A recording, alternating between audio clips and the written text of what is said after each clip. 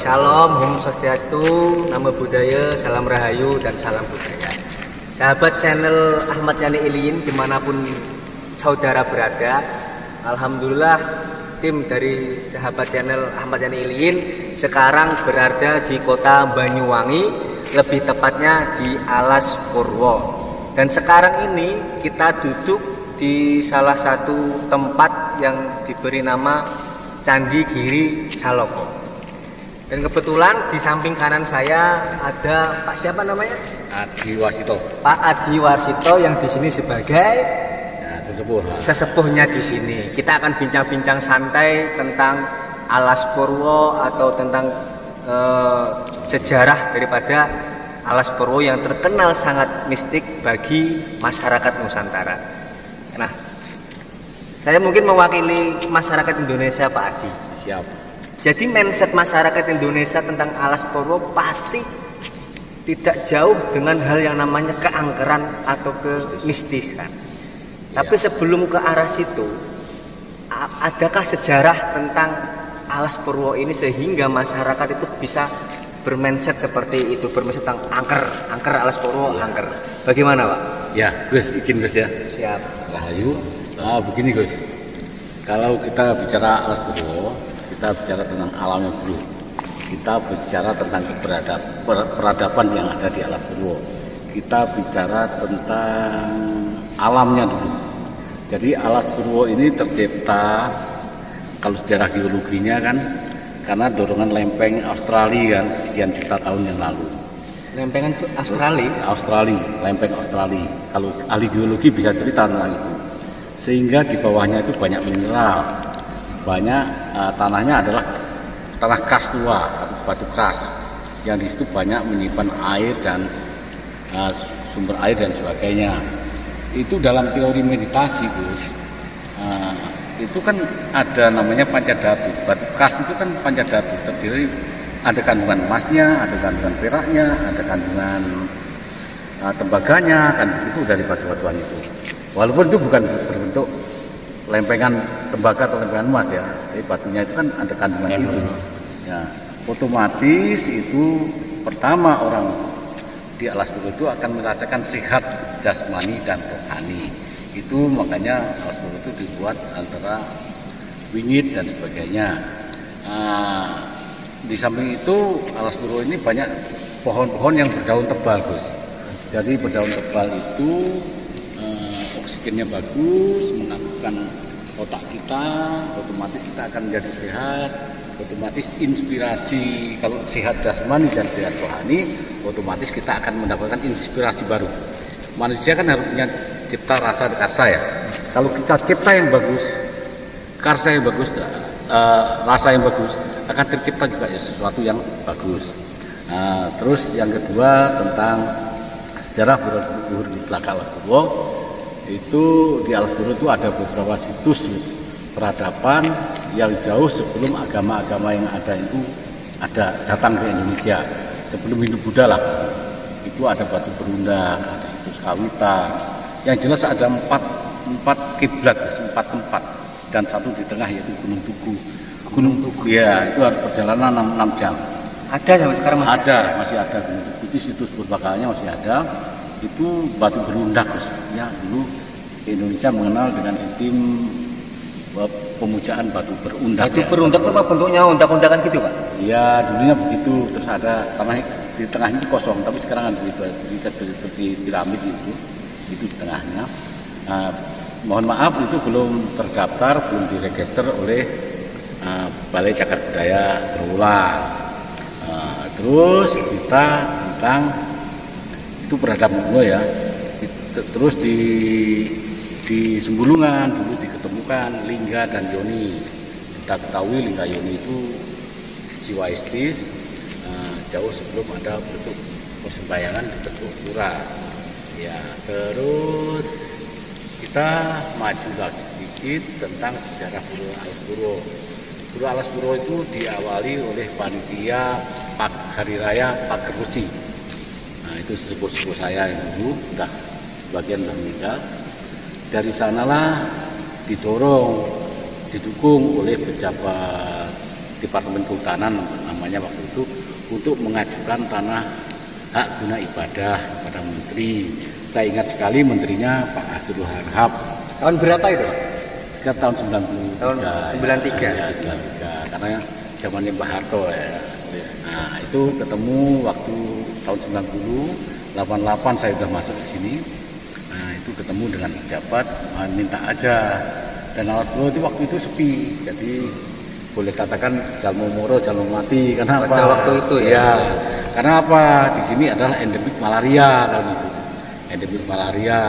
Jadi ada beberapa satwa liar yang sangat berbahaya. Boleh katakan itu masuk Alas Purwo adalah jalmo moro jalmo mati. Oh, berarti bukan istilahnya datang mati dicecek jin terus mati, enggak seperti itu Pak. Berarti karena faktor malaria tadi itu. Nah, itu kita selanjutnya panitia itu menunjukkan izin. Kebuntuan izin itu karena syaratnya cukup berat, menunjuklah pada saya. Saya waktu itu sudah banyak kenalan. Dari kenalan itulah kita membuat master plan dan sebagainya seperti disyaratkan oleh departemen ya, departemen waktu itu bukan kementerian. Gus pasti akan bertanya mengapa tidak di situs kawitan itu membangun kan gitu. Karena situs kawitan itu ditemukan pada 1968. Waktu itu adalah ini dirabas Pak, dari hutan alam dirabas menjadi hutan produksi oleh perhutani pada waktu itu. Ya, setelah itu dikembalikan menjadi Swaka Marga Satwa Belambangan. Nah, sehingga tanamannya sejenis ini, tanamannya adalah sejenis, yaitu tanaman hutan industri sebenarnya, tapi sekarang sudah dikembalikan menjadi taman nasional. Dibongkar bukan itu, kedudukan tanah itu dibongkar bukan bebatuan. Nah, bebatuan itu dibawa pulang, pondok-pondok itu untuk masak. Akhirnya ada petunjuk spiritual supaya dikembalikan, orangnya sakit dan sebagainya dikembalikan seperti maksudnya gundukan itu dibawa pulang ya, beberapa masyarakat. Ya, gundukan itu ada bebatuan kuno itu ya. Yang membawa pulang warga sini sekitar sini kan dulu ini babatan ya, orang-orang bertanam. Tapi ada petunjuk mistis ya, dikembalikan Pak Pram, dikembalikan lagi. Seiring dengan itu tahun 88 87 umat Hindu di Kecamatan Tegalimo ini mengadakan panitia Hari Raya Pekan Resi. Ya, panitia inilah yang sebenarnya mengajukan izin prinsip pada menteri pada waktu itu. Ya, tapi atas dorongan sebenarnya dukungan dari pejabat kehutanan ya. Karena ada secara aturan ada zona penempatan ada untuk spiritual dan itu ada aturannya. Mengapa pertanyaannya tidak membangun di situs kawitan? Nah, situs kawitan itu kan situs purbakala yang semua orang punya hak, agama apapun juga. Karena dia menghormati leluhur kan, menghormati pendahulu kan. Nah, itu daripada terjadi gesekan, ya umat Hindu ngalah diberikan ya sebelah berat ini. Jadi itu intinya. Sekarang Alas Purwo sudah menjadi ramai. Terus ini Pak, yang jadi banyak pertanyaan di masyarakat. Ada istilah begini. Wong nek pengen sakti kudune Alas Purwo dhisik. Ya, nek durung taune Alas Purwo, ojo ngaku sakti. Ya. Itu gimana menurut jenengan? Orang sakti itu kan orang yang gak punya musuh, Gus. Mungkin sakti dalam kutip tanda lain ya. Jadi Alas Purwo itu kalau sudah di sini adalah hening, sehat, jasmani rohaninya seperti saya sampaikan tadi.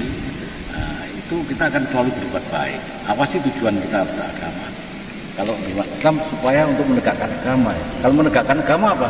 Supaya kita berbuat baik dari ucapan, bermanfaat bagi manusia yang lain. Bermanfaat. Nah, itu. Urub lah. Il alamin ya. Islam il alamin. Nah, istilahnya urub Pak. Iya, urub dan urib ya. Itu. Jadi itu yang kalau kita sudah nggak punya musuh, kita sakti kemana-mana. Nah, makanya di Jawa tadi kalau Gus Yin nyampaikan ke saya mau maneges dulu itu ada sumbernya.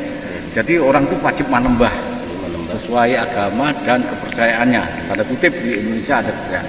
Maneges itu adalah diam duduk menyebut nama Tuhan sesuai agamanya berkali-kali. Kalau jenengan mungkin zikir ya. Nah, itu itu Maneges. Setelah itu Mandiring pribadi. Itulah orang sakti itu Mandiring pribadi atau mandiri. Karena dia akan terbebaskan setelah melakukan ini tadi. Agamanya tegak itu orang akan terbebaskan dari rasa takut. Pasti dia akan berbuat baik. Maneges Mulacariro, dia akan selalu introspeksi diri. Kelima itu adalah makati atau bekerja. Bekerja itu adalah wajib mencari nafkah lahir batin untuk anak keluarga itu wajib. Nah makanya saya tanam porang itu Gus. Itu tanam porang itu kan ya untuk kesejahteraan hidup di dunia. Jadi intinya kita memayu ning bawono ya. Gini Mas Bram, memayu hayuning bawono itu harus diawali dari jiwa dulu. Memayu hayuning jiwa, jiwa dulu. Ya, memayu hayuning keluarga dulu. Ya, setelah jiwa kita dengan keluarga kita, desa kita, terus dengan masyarakat Buana dengan seluruh kita. Tadi untuk yang Buana itu yang terakhir. Iya, kita harus serasi semua. Mungkin Gus Irul ada yang ditanyakan? Oh ya, tentang tempat kiblat itu tadi, tempatnya di mana itu? Ya, kalau paling utara di Sebulungan, terus kalau barat atau selatan di sini, ada lagi di Tanjung Plantenan ada. Itu bentuknya beda-beda. Beda-beda, kalau di sana itu bentuknya Linggayoni, ada yang batu berundak, jadi hanya sebagian yang sudah tertulis oleh BCP. Berarti yang tidak terdaftar berapa sih Pak? Wah banyak itu. Banyak sekali ya. Kalau gua itu karena seperti saya kalau ahli geologi ngomong ya, itu karena dorongan Australia timbullah gua-gua dan mata air di dalam gua itu. Betul. Itu karena tanah yang di sini kan bebatuan kuno khas juga. Kalau di Jawa Tengah di Wonosari itu ada yang di Ngobaran air tawar muncul di laut dan sebagainya, itu masuk akal karena dari batuan khas. Berarti salah satunya di Goa Istana itu. Iya. Mereka ada berapa gua Pak? Kalau guanya banyak sekali, tapi yang terkenal adalah gua Silomangleng atau gua Mangleng, gua Istana, gua Padepokan, gua Mayagoro, gua Karno, terus gua Haji lagi. Gua Haji itu selatitnya masih indah sekali. Tapi perjalanan 6 jam kalau jalan kaki. Kalau dari sini? Iya, tapi kalau dari Pelengkung lewat pakai boot nanti jalannya 4 jam. Itu yang memberikan nama-nama gua itu siapa? Nah, Memberikan nama-nama itu. Kalau gua itu tergantung penemunya ya. Seperti saya di Sadengan itu ada namanya gua Basori. Ya itu karena Pak Basori. Pak Basori yang menemukan. Berarti yang ada tugas sampai Basori Gusin. Itu izin. Ya, Allah. Nah, terus. Berarti untuk Goa Istana ini mungkin dulunya memang di situ ada semacam istana atau seperti apa? Mungkin ya kalau bisa cerita saya mungkin karena banyak orang istana lah gitu. Oh, betul. Salah satunya beliaunya presiden pertama kita ya, katanya begitu, tapi konon ya. Saya kan belum lahir, ya betul. Tidak berani menceritakan. Karena kebiasaan kita tahun 45. Ya. Masa belum lahir tahun segitu Pak? Ya kalau 45 kan belum kita. 45 karena kesini katanya tahun 45. Kalau orang menceritakan tuh tahun ini itu kan ngomong kosong. Dia juga belum lahir kok. Itu konon ya. Jadi gitu Gus. Jadi kita bicara yang rasional aja. Kalau nggak rasional nanti beliaunya marah. Karena itu pertanyaan-pertanyaan yang timbul di masyarakat salah satunya adalah banyak pemimpin negeri ini yang jujukannya pasti ke Alas Purwo. Baik di era kepresidenan, kesultanan maupun era kerajaan. Begini, kalau Alas Purwo itu kan militer, tempatnya di timur. Dulu kalau orang Bali kontak lereng Semeru ke timur mulai Jember ke sini itu kan dulu hutan belantara ya. Itulah namanya Alas Purwo sebenarnya. Ya, itu penuh misteri. Kenapa? Karena zaman Majapahit ada prajurit yang memang waktu perang dengan Cina ya, dengan Mongol dan sebagainya. Jadi ada prajurit yang khusus ada di semennya konon itu di Banyuwangi, di Belambangan ini.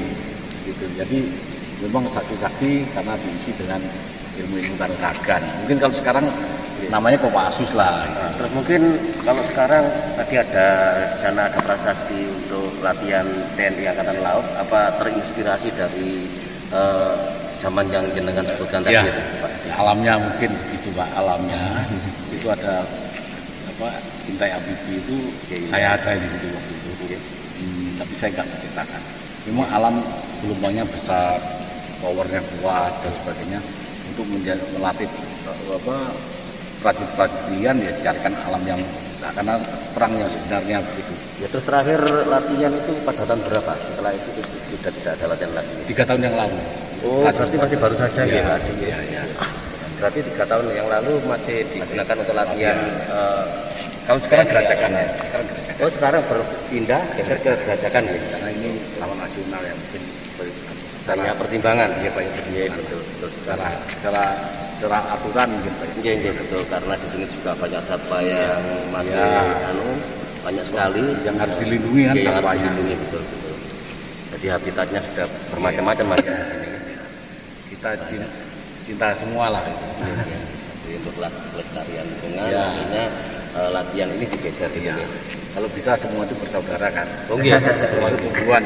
Iya, betul. Tapi kalau saya cuma ngupingnya ini Gus Izin untuk cerita lah semua. Nah, saya dengan beliau sebenarnya kenal lama.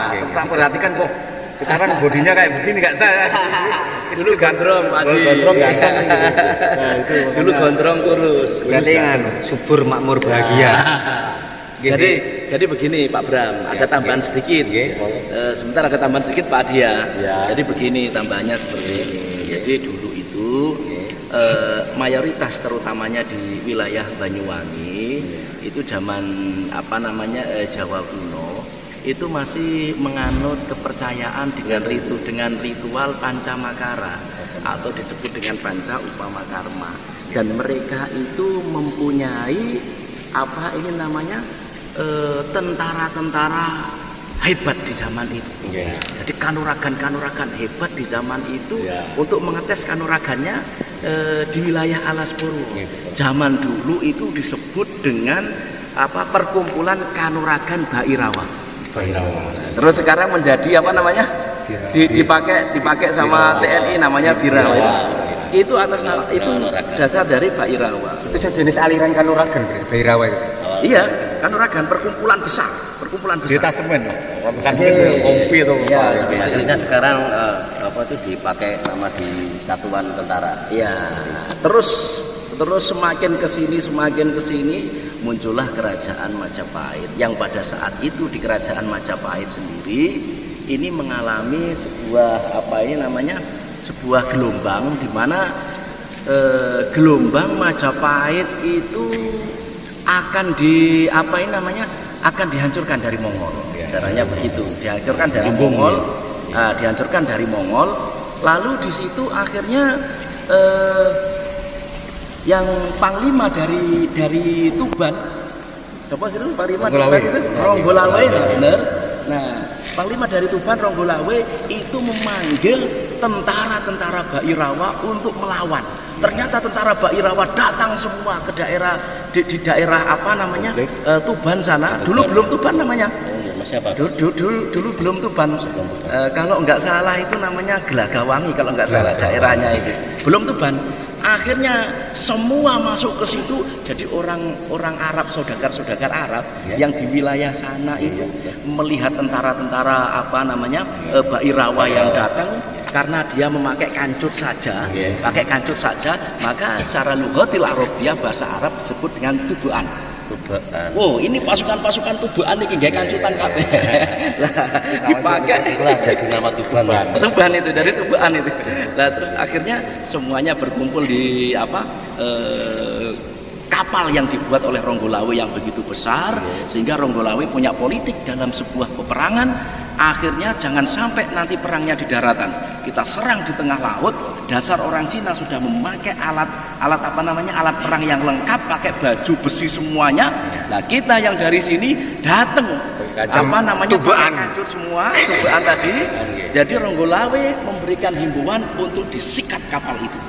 Akhirnya di tengah laut disikat kapal itu pecah akhirnya. Karena Ronggolawe membuat kapal induk yang jauh lebih besar dibandingkan kapal induk Cina pada saat itu. Itu kejadiannya di laut mana? Ya, Laut Jawa masih di wilayah Tuban. Karena di Tuban akan diserang ketika itu. Sama Pantura ya? Iya, sama Ronggolawe disikat, das pecah. Akhirnya semua pada gelap nggak bisa berenang karena pakai baju besi. Nah, kita yang pakai kancut semuanya, tubuhan semua, akhirnya terselamatkan gitu. Seperti itu. Nah, mungkin ini diambil dari sejarah dari mbah-mbah atau mbah-mbah seterusnya, sehingga dari TNI sendiri mungkin coba dibuat latihan di wilayah sini. Mungkin gitu Pak Adi, mungkin ada sedikit tambahan seperti gitu. Itulah sahabat channel Ahmad Yani Iliyin. Jadi sejarah di Indonesia itu benar-benar unik. Salah satunya yang ada di Banyuwangi ini juga ternyata juga ada kaitannya dengan yang ada di Tuban, seperti yang sudah diceritakan oleh beliaunya Gus Iliyin. Jadi kita bineka, monggo untuk utamanya generasi muda biar tahu sejarah, biar tahu budaya, ideologi di Nusantara ini, untuk menyimak di channel Ahmad Yani Iliyin. Mungkin ada tambahan dari Gus untuk kepada Gus Durian dan lain sebagainya yang melihat channel ini, dan bisa diteruskan wawancara lagi dengan Pak Adi, Pak Bram, Gus Huda. Ini saya mohon maaf, saya melanjutkan dulu di sebelah wiwitan. Tadi ngajari orang-orang berzikir di situ. Anakes tadi. Monggo sedoyo santai dulu. Nggih Pak Adi, saya tinggal dulu. Makasih Gusin. Nggih. Monggo jenengan bisa diterusaken. Nggih, monggo.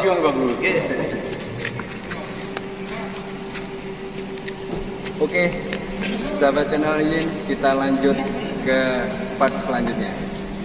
Salam. Jangan lupa like, share, and comment dan subscribe.